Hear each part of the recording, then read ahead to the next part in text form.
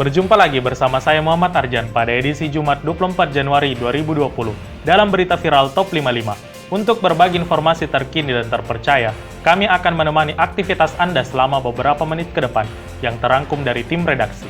Di antaranya, TNI Gadungan di Pekalongan berhasil mengelabui istrinya selama 7 tahun hingga mempunyai anak. Muhammad Saiful Muiz diamankan unit Intel Kodim 0710 Pekalongan, Jawa Tengah setelah mengaku sebagai anggota TNI Angkatan Udara. Terungkapnya aksi Muiz berawal dari kecurigaan keluarga istri Sri Muiz. Pasalnya, selama 7 tahun Muiz menikah secara siri, keluarganya tak pernah melihat bukti bahwa Muiz adalah anggota TNI Angkatan Udara. Beralih ke berita selanjutnya. Warga Kabupaten Sidrap diresahkan dengan isu adanya hantu jadi-jadian yang diburu oleh warga. Peristiwa tersebut bermula saat video perburuan hantu jadi-jadian yang disebut sebagai parakang viral di media sosial. Dalam rekaman tersebut terlihat warga ramai-ramai memburu makhluk halus di antara semak belukar. Dalam keyakinan masyarakat setempat, makhluk itu sering mengganggu orang-orang yang sakit sehingga sangat mengkhawatirkan. Melangkah ke berita selanjutnya. Perempuan muda di Bulukumba selingkuh dengan pamannya hingga melahirkan.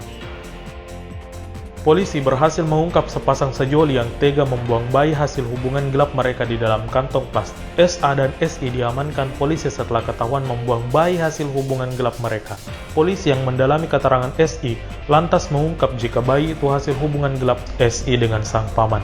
Kepada polisi, SI mengaku nekat membuang bayinya itu karena malu.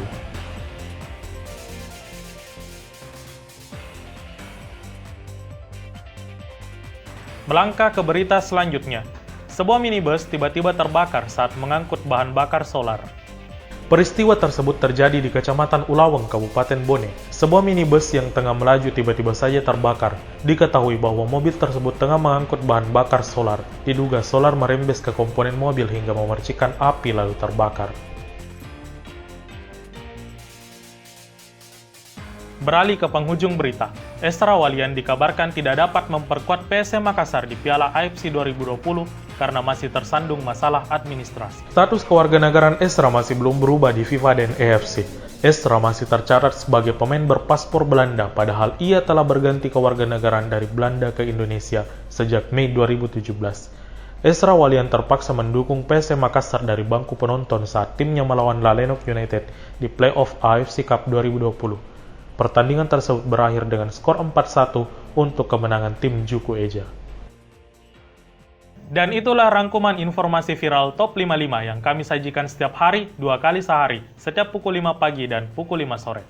Nonton dan subscribe, like dan komen Berita 55 untuk tetap update informasi lainnya. Juga jangan lupa vote calon wali kota favoritmu di polling berita55.com. Semoga keseharian pemirsa diberikan kesehatan dalam beraktivitas. Saya Muhammad Arjan mengucapkan sampai jumpa dan salam Indonesia.